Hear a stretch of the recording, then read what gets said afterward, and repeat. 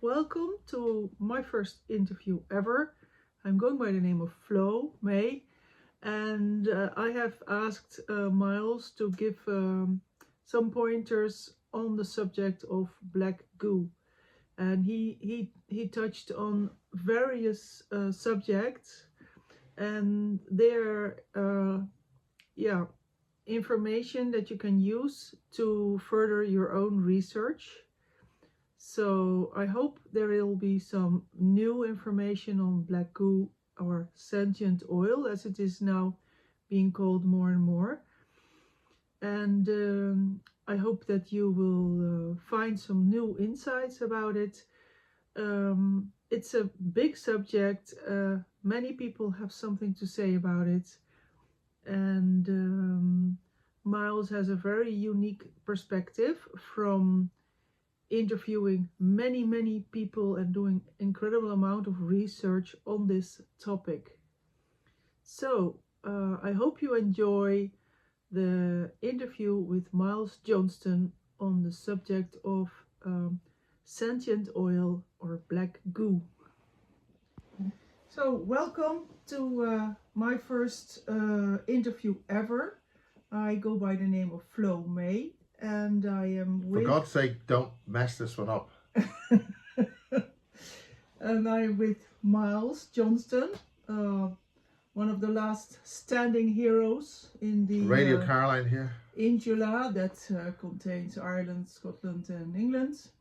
So very honored that you will give me this interview on the subject of sentient oil, Right, okay. also known as black goo, Yeah. formerly known as black goo. It's, I think, a very important subject. It's but actually you can tell me why it is an important subject, because you know a lot about it. You have decades of experience with it. Well, we have to go back to a brilliant researcher in England called David Griffin, and he studied a book by a guy called Alec Newald, who wrote about this in New Zealand, and this was going back to the Falklands War. Okay, so that got this whole subject, and the Falklands War is 1980. When the hell was the Falklands War? I don't know. 1981. Mrs. Thatcher, no. Whatever the Falklands War was, the whole point of the Falklands War was what happened with that. And in terms of the observer, they often tell you things in plain sight, and that's hidden in the details. They don't lie to you, but they do tell you things, but it's how you hear what they say and believe what they say when maybe they're saying something else. You've got to think laterally sometimes. When somebody says something, they're not talking about this, they're talking about that. Okay? So we're talking about the Falklands War. So that author you just mentioned, why did he grab your attention? Because this is where the story broke. The story broke in a book by Alec Newald, and it was picked up by Nexus magazine. And Alec Newald, I think he went to jail. They certainly didn't like what he said in his book, and he had a lot of trouble and a lot of hassle. And it's to credit David Griffin, who brought that up way back 12 years ago, early 2011, when we started a thing with a group called the AMASH Project. That's the Anomalous Mind Managed Abductee Contactee Helpline. And then you have to take a big breath when you say that. Oh, wow, yeah. So giving credit for credit's due, David Griffin is a brilliant independent researcher, and he uncovered this, and he appeared on Nexus magazine's international conference in Australia, approximately 2012 or 2013, at that sort of date. And that's for people to look back at when this started. Now, the other thing that was happening at that time, much earlier, was a thing called the X-Files. And the X-Files was a whistleblower TV series which was run by Fox Broadcasting, and that was, I think, the first TV series which had the sentient oil of Black Goo in it as a TV series. Okay, so they were telling us about it. So we're It was now also in the 80s or 90s. well. They said no, but X-Files? the X-Files is 1989, 1990. Okay, The first ran on Sky Television, which the Fox network didn't exist then. It just about was all happening, because Murdoch was expanding into America, and he started taking over a lot of independent affiliates, and affiliate networks. These are TV stations in America, and he assembled a fourth network in America called Fox Broadcasting at the same time as Sky Television was pioneering new broadcasting, and they started in 1989. A lot of things happened in 1988, 87, 88, so that things could happen in 1989, and that's a whole different thing, but it all involves why the sentient oil was brought into the public domain in that era. Right. So this book by Alec Newell, what was the Alec the Newell, we'll have to get the essence? book with Alec Newell, but we'll have to look that up. But it's a very... What did he say about it? He What- talked what about was the his Falklands message? War, and he explained that in the Falklands War there was a base which had sentient oil in it. The British recovered that oil and they blew it up, and that was essentially what David Griffin said in the Amash project, and also I think it was given a basis number, and the basis project was only emerging.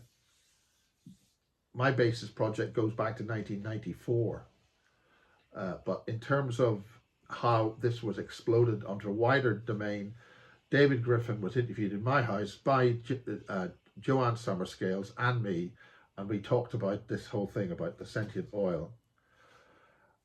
The key to it is, what happened was there was a team of Argentinian weather scientists who were on the South Georgia ring of islands, south of the Falkland Islands, and the British had a bit of a shindig with that because they were their territory.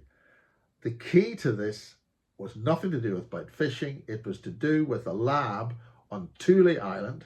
That's the Thule Society, THU with 2 dots, LE, Thule, right? Now there was the Thule. This connects to the Thule Society in post World War One. In fact, during the early part of the 20th century, there were various groups in Central Europe which were exploring different kinds of things, and this goes back to the 1800s and 1700s. And what type of focus did they have, this Thule group? What were they about? They were channeling vril energy and all these sorts of new concepts. But this has got a much deeper root. But in terms of what we're talking about now, we don't have time. To the sentient oil. Yeah. Why were they No. interested? The point about it is that the Thule Society was a group of visionaries and psychic, highly perceptive people, and that brings in Maria Ortish. There's a wide subject here, but it's very important where we're basing this from, which is why the base was called the Thule base, because in the Northern Hemisphere, you have, in Greenland, you have the base called the Thule Air Force Base, which is run by the US Air Force. And that's one reason why the United States wanted annex Greenland. Okay. Okay? So you have, in the North Pole, you've got to look here, think wide. People have got to pay attention here. We're not mucking about here. So there is a reason why they have a Thule base in Greenland near the North Pole. Okay? And what is that reason?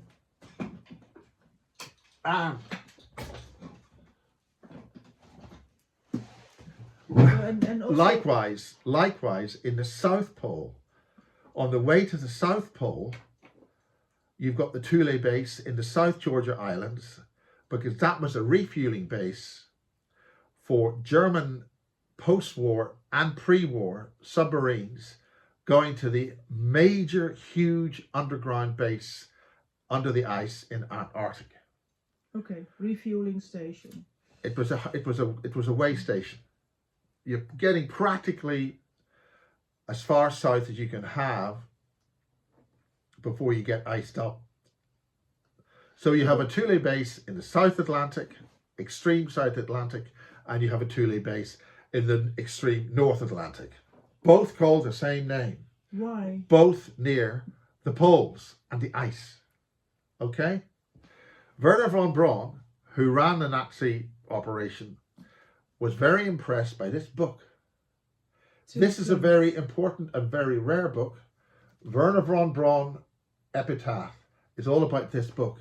And this is probably one of the only English language versions of this book in the British Isles. There's only one of these in America. It's called Two Planets by Kurt Laswitz. And it's based in the North Pole and Martians being up there.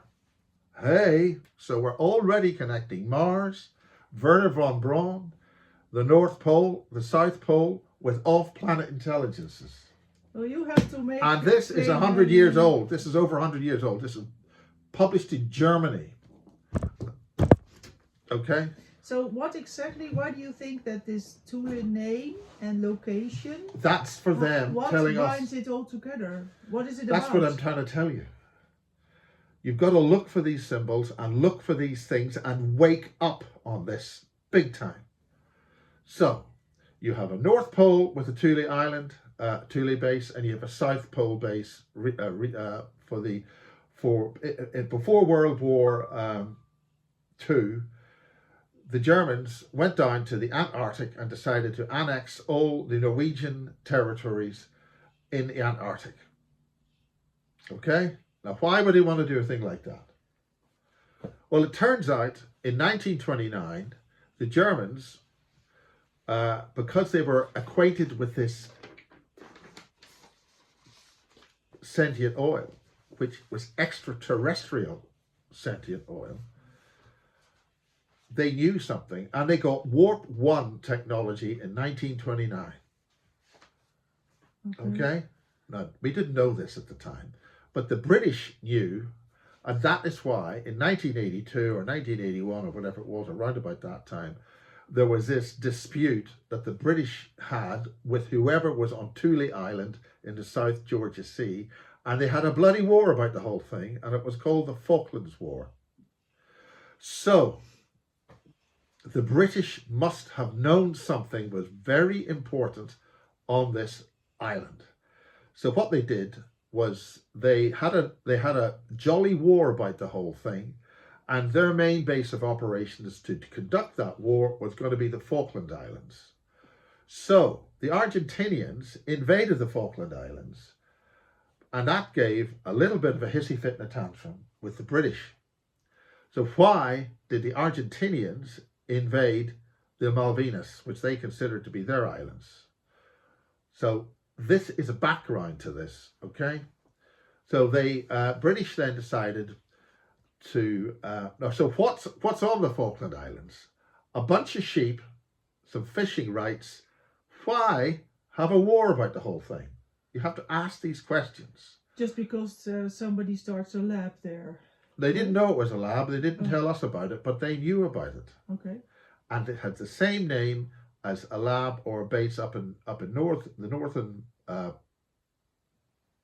thing, and that's what that book's about a war between Mars and the Earth, right? And it was because the British attacked a spacecraft on this book from Mars. So we're talking early 1900s here. That's what that book's about, early 1900s, which means the early 1900s, which means effectively in the end of the 1800s, there was already a talk of war between the Earth and Mars. And H.G. Wells, I think it was, wrote a book about invaders from Mars. Mm-hmm. Okay, this is the context here. And this is the mindset around intellectuals in the early part of the 1900s. So in 1982, we have a jolly bloody war going on about this. Okay? So the real reason for the Falklands War was because there was something very important on this little fishing island in Thule Island. Very nice place. You can go there. You go there and hike around the place. You can go there on a tourist if you want. So the point is, Alec Newell broke this story in his book, and it got him into a lot of trouble. And the first people to push this along was David Griffin, Alec Newell, and we interviewed him. And we were then subsequently, as a group, put on network TV in England on Channel 4 for a TV show called Confessions of an Alien Abductee. So suddenly, this story hits, and then suddenly, we're on a whole network TV documentary. Yeah. Okay. So you have to wonder which agenda was So that part of. we got to think about where this is leading. So that documentary went out, and then 18 months later to 2 years later, I was on a second documentary called The Great UFO Conspiracy. And Channel 4, again, same basic network, Channel 4 UK, and they then decided to use me. And as they shot the documentary, which had lots of other people on it and all sorts of very important things, they got me to talk about the sentient oil. And where did they get me to talk about the sentient oil? I asked that question. Where did they get you to talk about the sentient oil? Well, have you seen James Bond movies? Sure. Well, in the James Bond movies, they blew the living shite out of the MI6 building. They blew it up in central London. They fitted it with all these explosives and blew the living daylights out of it. It's also really known as the Secret Intelligence Service, the SIS. So, they have a James Bond movie drawing a little bit of attention to the headquarters of the Secret Intelligence. It's secret. Mm-hmm. Shh. Yes. Secret. We're going to feature it on a James Bond movie, and we're going to blow the living fucking hell out of it. Okay? Bang! Maybe somebody's trying to draw some attention to something here. Yes, why? So they have me in a jacket at low tide, which is very convenient if you're going to stand on the banks of the River Thames. Now, beside the River Thames, one of the other people that I interviewed, and we interviewed in the Image Project, was a person who'd been exposed to life forms, insects, which had been changed by the sentient oil. What was his name again? He was called Alex. Oh. Alexandra, I think it's called. Right? So he tells me about, and the beautiful Joanne, who was very beautiful. Yes. My co-host on the Amash thing, the Confessions of an Alien Abductee. He is talking about sitting in his flat, which a lot of London flats are below ground, and he is asleep in his flat underground. And the way that the London sewer network works is that sometimes you got access from under people's houses into the sewer network to gain access and do whatever the hell it is. So he explains that an insect, a modified insect, bit him, and he was then exposed to aspects of something which had changed this insect. And he had decided that he started to have extra abilities. Okay? What type of abilities did he gain? He had different skin. He explained his skin was different. It was some different aspects of his biology had changed because something had contaminated him. So that's 2011. Okay? Yes. The Falklands War happened in 1982. When the hell did the Falklands War happen? I don't know, sometime in the 80s. Early 81, 82. So what happened there was while the British have been blown up and they were sinking submarines and battleships and bloody everything else, and a hell of a row going on, this base, the British sent to this base, and I know this because the guy who blew the base up, the point about David Griffin's work and this book, Alec Newell, in that book they explain that this base on Thule Island was blown up, right? It was simply a weather station.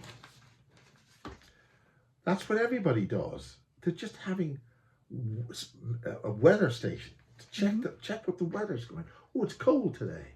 We'll have to tell base. But what was underneath the base or nearby the base was a large underground lab, a facility, a distillation plant to distill and refine this black fluid.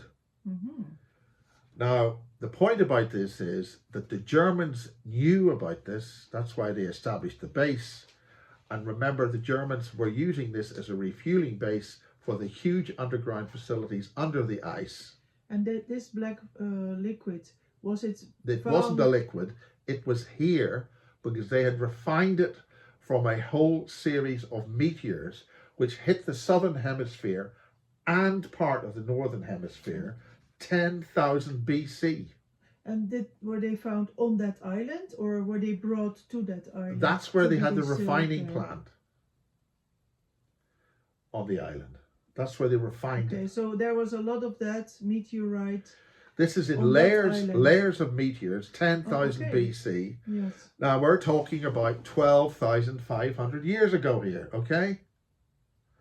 This is a big alarm bell, 12,000 years, 500 years ago. So what happened was a meteor storm hit predominantly the southern hemisphere, and a lot of that material was in rock strata, in obviously surface rock strata in the southern part of South America. And the Germans knew this, and they found this coal, this black rock. Yeah. And the crucial thing about this black rock is it's wet. Harold Coates calls it a schist, oil schist. Is that what you mentioned here? I don't know what you're using as a schist. I don't know what that word means. Okay, it's a certain this is the point. Stone. We're now having somebody else talking about this, Harold Coates Vela. So the point about it is that this is happening in the southern hemisphere.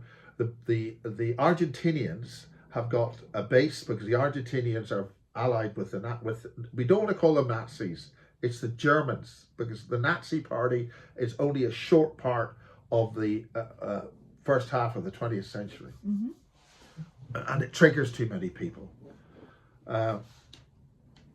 So the point is that what I'm trying to do here, I'm pulling a lot of things together which all fit. Okay? So the Germans knew about this and they started, bearing in mind they were given technology from somebody which gave them warp one capability in 1929, right? So they must have understood what they were dealing with. They must have had some kind of ability to use that knowledge and make bloody huge flying saucers. And they had to have this external source of knowledge. And they must have known about these meteors which came in and crashed, peppered a large part of South America, basically Argentina, perhaps Uruguay. But we now know Paraguay, yeah, that area. And the Falkland Islands. And the Falkland Islands didn't have the meteor landing. Okay. What they were an establishment. Bearing in mind this is all happening at the end of Queen Victoria's reign, all this stuff and establishing all these territories. That's why the Norwegians had a massive area of the Antarctic already. They claimed it as theirs. And bearing in mind the Germans must have found a reason to take that off the Norwegians. So they must have known things don't happen because on a Monday we're going to invade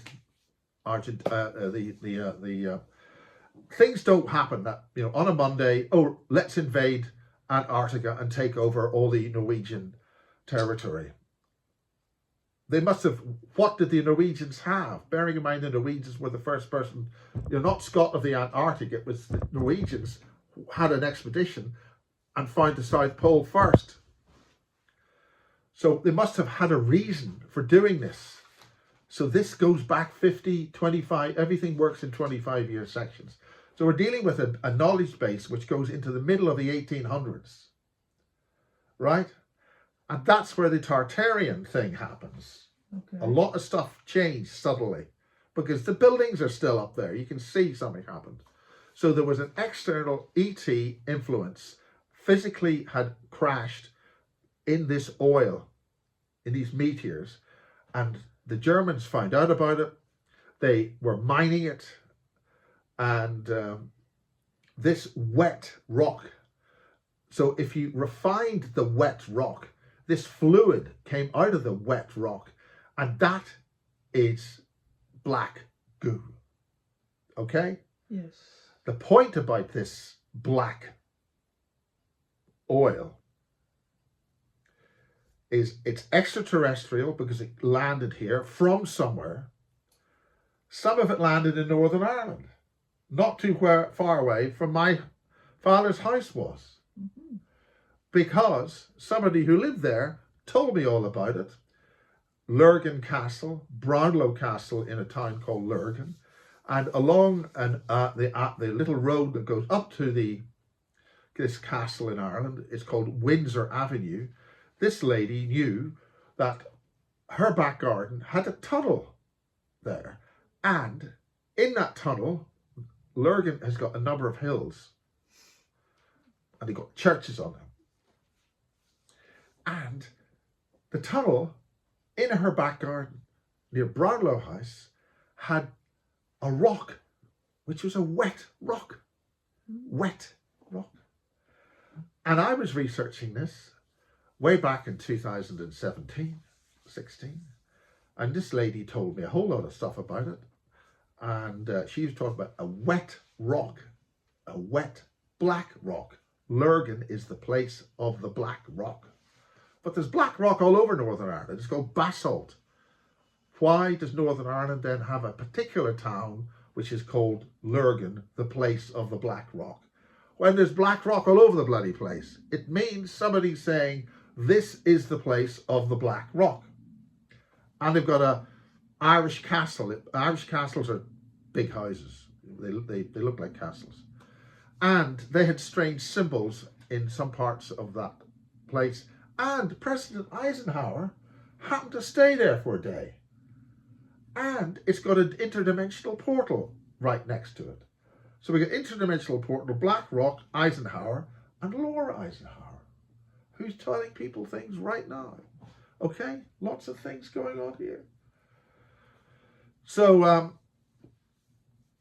in other words, that sentient oil, which was in the meteors, which crashed in South America, is not only in South America. There are some places in the northern hemisphere where it crashed, right? So in Ireland? So, Northern Ireland. Yeah.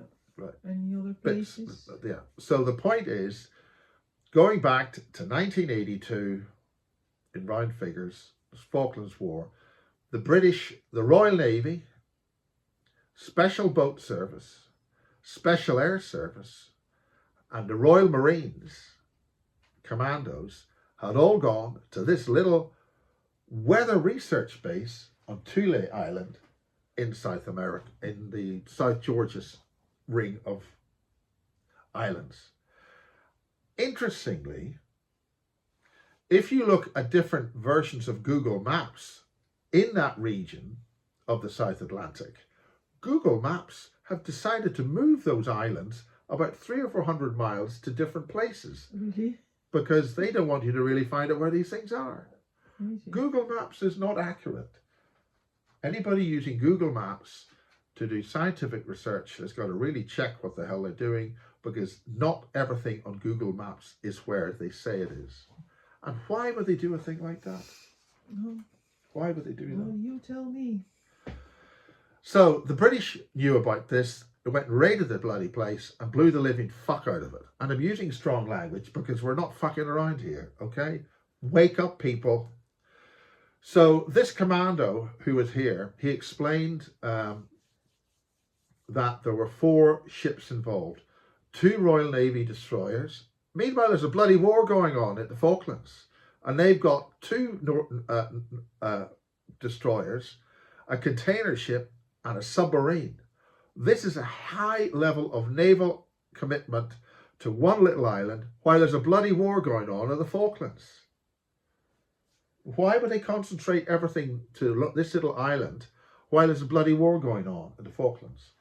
So the bottom line is that they got into this. There's another very important thing about the Antarctic. There's a phenomena called blue ice.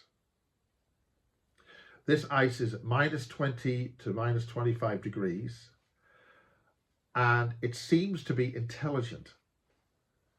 So if you cut into the blue ice, it'll grow back. And if you find this blue ice, and they've tried to analyze it, they've dug holes into it, they've put their equipment in it to try and analyze it. This stuff started to grow back, and if they've lost their equipment in the blue ice because it doesn't want you to see what's going on. So the important thing was that the British then found this base. It involved grey aliens, blue-grey aliens. There was people there from Argentina, obviously, and there was Americans involved. So the Americans knew about this as well. Meanwhile, the British are there.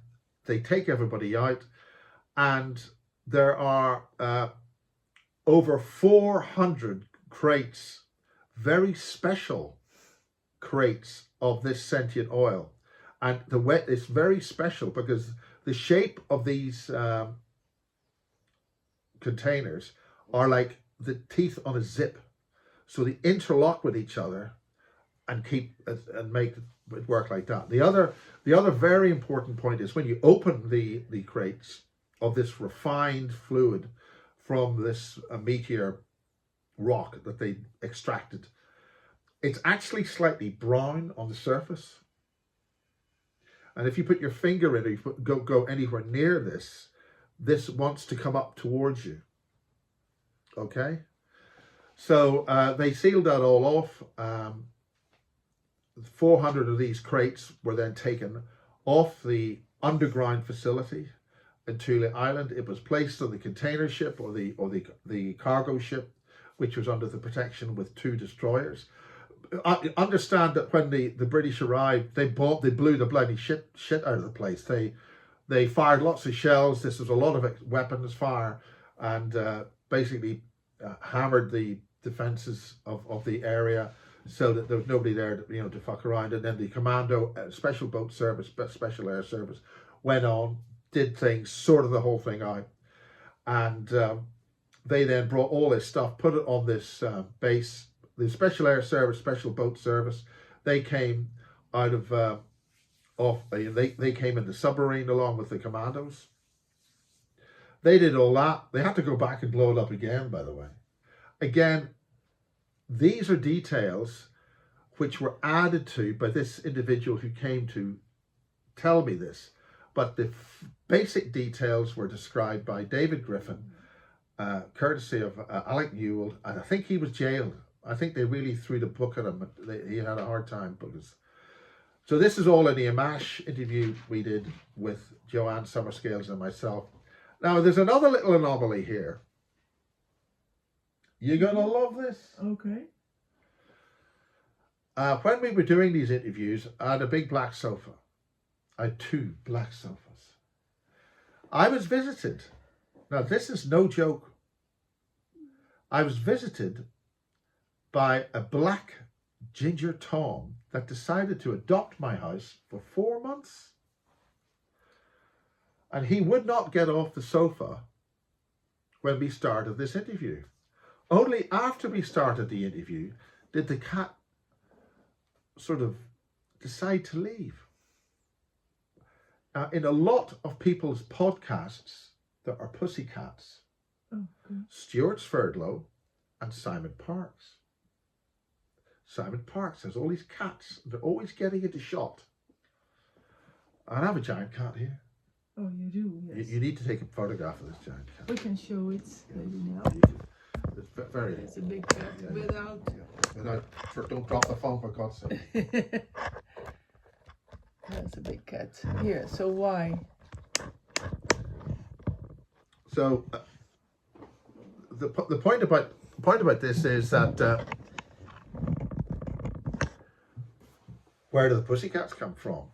They're always listening and they're always watching. And I've had some pussycats look at my car most astutely.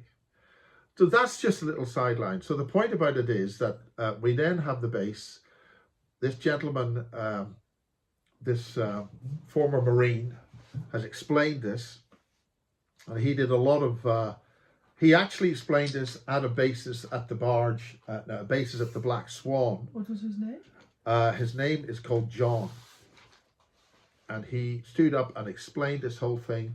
Michael Shrimpton also explained this about a submarine and the Thule base and how it was blown up and why it was used for a refueling place. And there was not too long ago an Argentinian submarine which sank at the Falklands. So there's a lot of activity about this, and this all leads to the South Pole and the massive bases in the South Pole. And Admiral Byrd, these are all connected. Admiral Byrd, after World War One, after World War Two, sent a whole air arm fleet down there, and they sent them packing. Okay, so then again, Admiral Byrd was in the North Pole, so there's an awful lot of activity about the North Pole and the South Pole. And that book, which I just showed you, which is over 100 years old, 120 years old, written in German, is blowing whistles about Martians on that. So the point about the sentient oil is, this is in the public record. This was brought back to this country, and they tried to weaponize it. Now the point about it is that this is when we discovered, to our cost, that they put a whole pile of young scientists just to sort of muck about with this stuff, which was grossly irresponsible, messing about with this oil. So these were the 400 crates that were brought to the scientists? Parts of this was brought to the scientists. Okay. They were asked to basically weaponize this, to inject it into humans, bearing in mind the Germans were already doing this kind of technology in the war, before the war, the creation of strange looking humans, and that's what the British intelligence found at the close of World War II, that the Germans had labs with these strange looking humans. That's what he said. And that's why I started the Basis Project, because this guy, his father in World War II, was part of the team of going into special labs and places in Germany or Poland or during the close of the war to find out stuff that they needed to find out, and they knew enough about it that the Germans were making strange looking humans. And what did they look like? What was different? They were strange looking humans. He described them as strange looking humans, and he got sick because of this. Now the whistleblower who was here, specifically strange, were big they eyes, didn't call them noses. aliens. They called them strange looking humans. And there's more whistleblowing on the series of movies called Outpost. Okay. And this is all to do with reanimation of dead soldiers.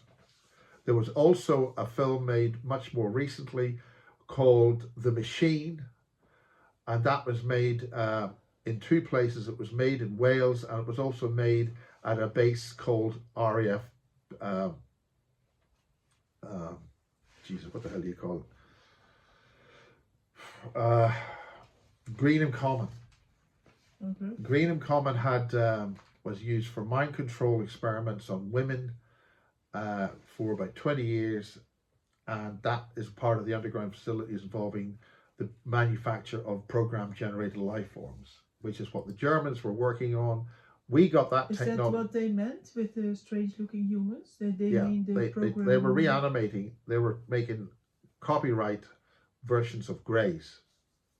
Okay, but I'm curious what they look like. If they look Well, no, this is strange. the point about it is I'm using the description made by Barry King's father. Okay. He found great, strange-looking humans and a strange-looking aircraft. He didn't say they found flying saucers or aliens.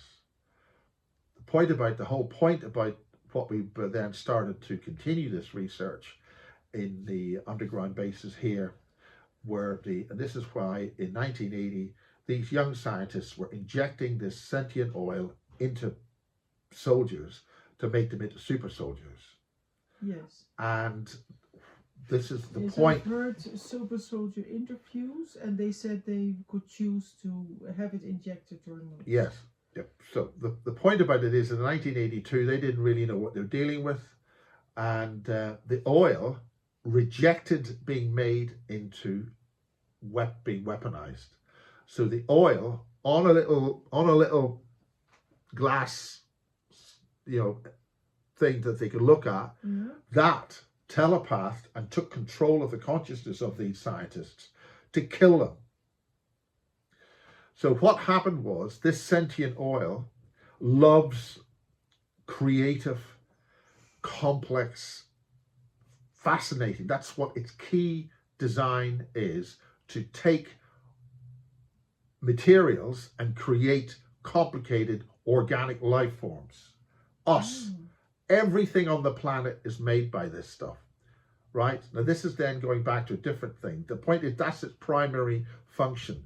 What the scientists were being employed to do was to get it to kill other things, to destroy other things, which is against its primary programming, which is why it rebelled, and those scientists self-terminated. They killed themselves using very elaborate forms of suicide. Very strange. And that was about 40 of them, round about 40 of them. Now, figures go up and down. Some of this reached the public domain.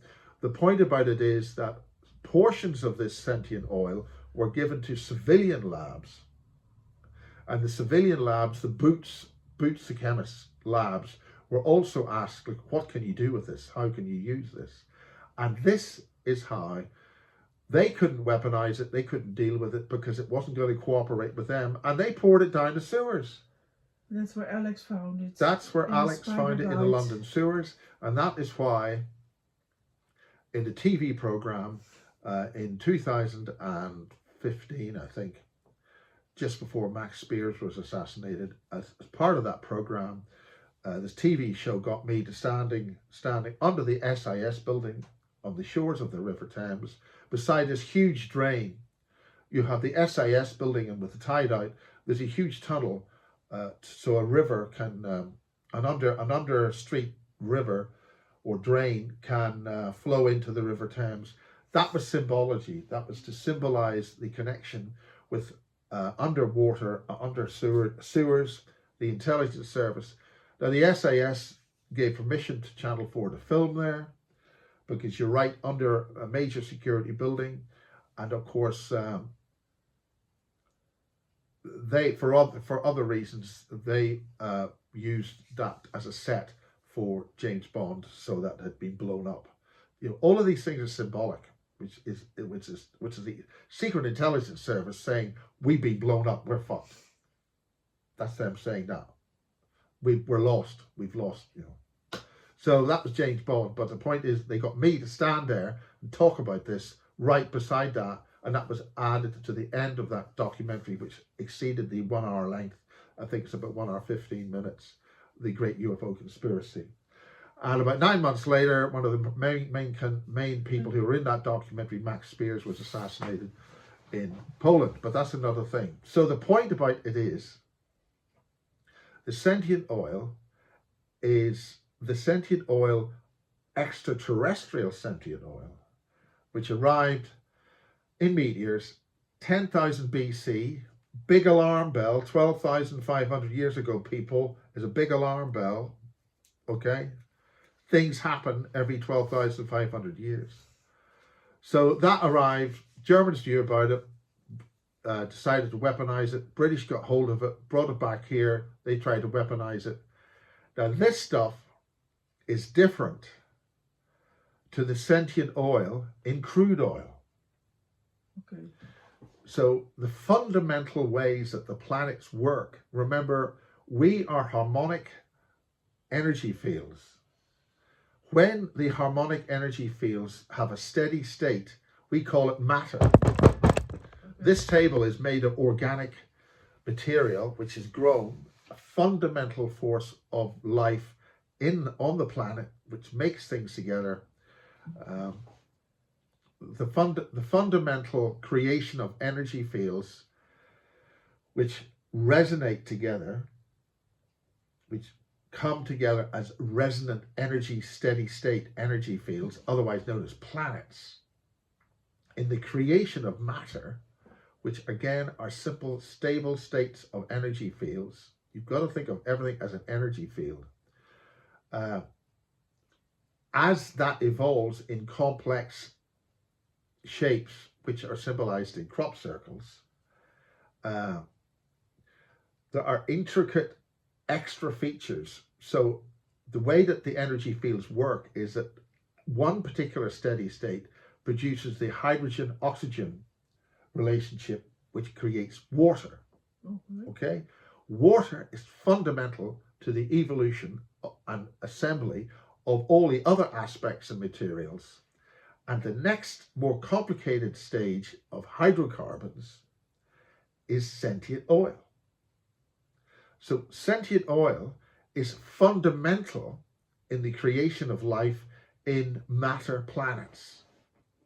And they will assemble whatever materials there are in that planet, bearing in mind different levels of gravity, and gravity is just a phase relationship of water. This is fundamental to the creation of complex life in the universe and the universes. So this stuff loves complex things, and it builds molecules and makes it all work together and assembles long chain molecules, which then assemble into other things, which is why they then whistle blew that in the movie Prometheus. Okay? Yeah. Have you seen the movie Prometheus? Well, it's hard to find actually. But, well, it's a major blockbuster movie. Oh, okay. At the start of the film, this humanoid being opens up a flask, and it's got black oil in it, which is moving, and he drinks it. This goes into his whole physiology. He falls into a waterfall in the film, falls apart, and that waterfall creates much more of what's going to come, and that's where we have the alien and all that other stuff. Again, that's a whole series. So the point about it is, and when Harold Couch Vela came to this house, he hadn't eaten for about 3 days, hadn't slept. He came from, I think, Italy. He was in Austria, and then he came to Strasbourg, is it? There's a no. 2 big centres for air flight out of Germany. Anyway, he came there, flew here, we sat down and recorded that, and he then stayed, and we did a little conference in Woodborough where he ran these clips showing that if you have, first of all, he said that the sentient oil goes to sleep. Yes. And he showed it even. He had a little film of it where it was sleeping. Where right? it comes together. Right. So I've already mentioned the Amash Confessions of an Alien Abductee documentary. Right. Mm-hmm. Again, people, they don't tell you things in plain English. They tell you this in symbols. Just before that show went out on air on Channel 4, and it was aired 22 times and was a massive success. It wasn't a happy documentary from our perspective, because they made us all look like a bunch of idiots. They made it into a comedy. But there was an advertisement in a newspaper, in the Sunday Mirror newspaper. They ran a story on me to promote the documentary, and they sent a Daily Mirror photographer to do a photograph. So they had me photographed, right? A half-page feature, right? With me, blah, blah, blah.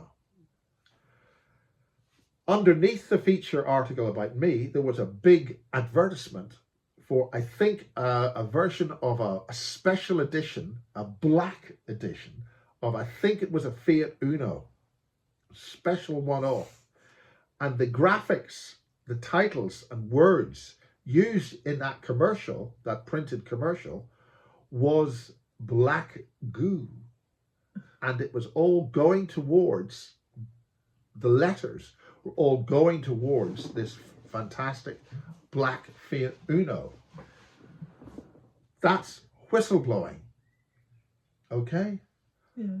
On an advert about oil moving towards this wonderful black Fiat Uno. Now, being a black Fiat Uno may be another whistleblow because it involves the Italians. I think it's a black Uno. So all of these things are thought. You know, when they put these things up, they always give you clues.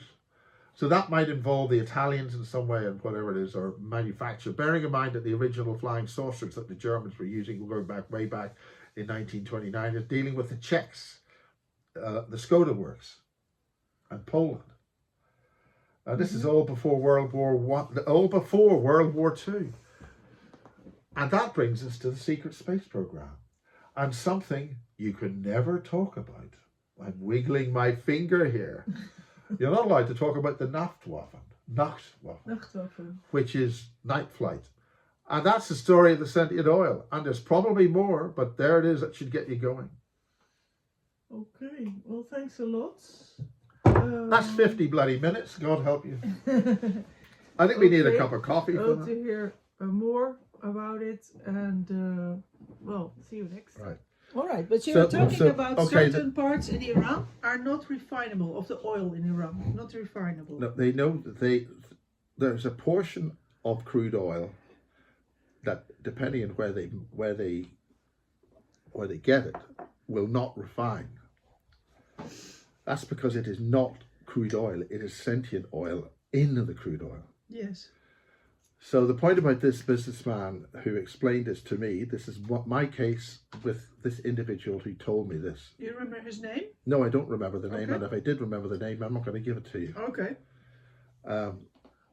He was in Iran, and he found out that a large portion of this oil is not refinable, so they just dump it in the desert. They can't put it back in the ground, so they just waste oil. They can't use it. But doing more research, he found out that people noticed that these huge lakes of oil was moving.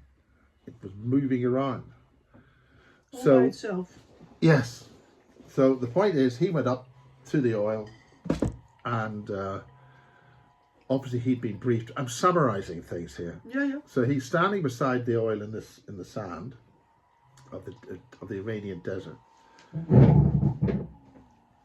What? I'm just checking the image. Yes.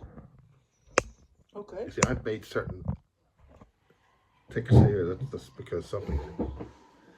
So the whole point about what he's saying is, and what his experience was, is that he went to the lake area, the side of the lake where this stuff is, and he was looking at it, and the lake, the oil came up out of the lake and went completely around him and surrounded him. Scary. Or not? Not scary. So that's how it worked. So he then, obviously he must have had some kind of pre-knowledge about what was going to happen from the locals who had explained this. So he took a pen, and it surrounded him, but he wasn't in the oil. So he took the pen, and he put it into the thick oil, and his pen went into the oil and came out completely clean, thereby proving it wasn't crude oil, which would stick to it and dribble off it. Yeah. But it had been in crude oil. So, and again, this message is parodied in the Star Trek Next Generation, where Jean-Luc Picard in the Star Trek Next Generation, they encountered this stuff on a planet, but they made a different summary about what it was. Again, just because something is black and it's in a liquid doesn't make it black goo. Yeah.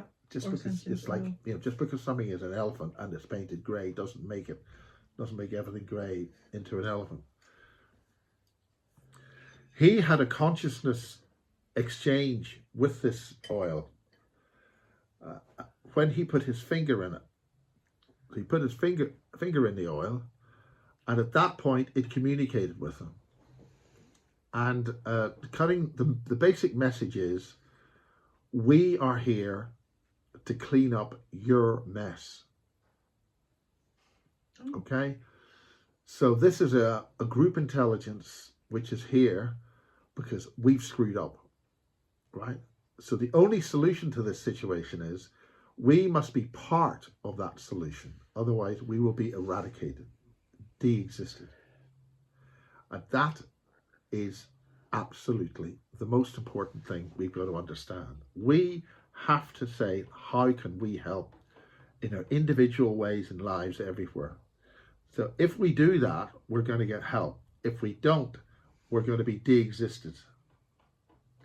Because everything that goes wrong or is flawed in the universe that has failed to be positive to life, because the whole universe is full of life, or getting full of life, or have been one kind of life and moved on to a higher level or different levels. But if you're toxic to that, de-exist, disassemble.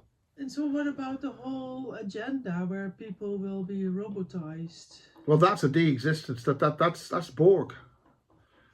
So that is not caused by the alien Black Goo? It is, because they've reprogrammed it and they've injected it into us. And these psychopaths who've come here, who destroyed all the original Tartarian technology and more holistic and positive technology that we were existing in a much more holistic and more intelligent way of life. You see, this is the point. If you do not defend your way of life, you're gone. And we are not defending our way of life. Therefore, the enemy is victorious over us, and that will evolve on top of us. In nature, everything eats something else. You either defend yourself or get eaten. And that then takes you and makes whatever it's going to do with whatever it is. That's evolution. If we don't defend ourselves, we don't deserve to exist. All right. That's one of the things. There's a DVD I've got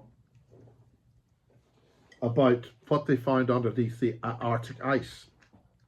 Okay. When they go down there into total darkness under the ice, there's every kind of life form crawling around everywhere, and everything's eating something else. And then eventually they assemble into something bigger.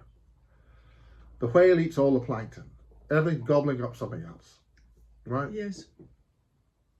That's it. And when you go interdimensional or between galaxies, and you're in hyperspace and you're traveling at warp, whatever the hell you are, there are life forms which attach to you because they see you as an energy source to exist from. And when you're flying these things, you have to be able to change your energy signature so these things drop off. You put a boat in the water, limpets come to it. Everything sticks to something so it can live. That's what happens everywhere. Everything somewhere is doing something so they can live, right? So that's the bottom. That's nature, right?